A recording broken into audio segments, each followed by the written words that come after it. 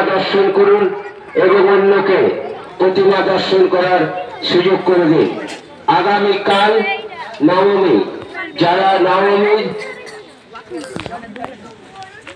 মানসা ভোগ দেবেন তাদের উদ্দেশ্যে বলছি, আপনারা সঞ্জুর কাপড় দোকান থেকে টোকন সংগ্রহ করুন। কালকের মানসা ভোগ আপনারা দিন এবং সঞ্জুর সঙ্গে যোগাযোগ করুন।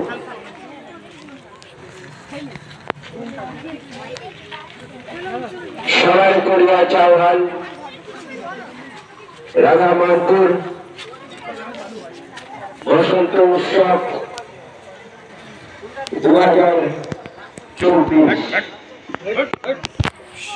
আজকের সান্ধ্যকালীন অনুষ্ঠান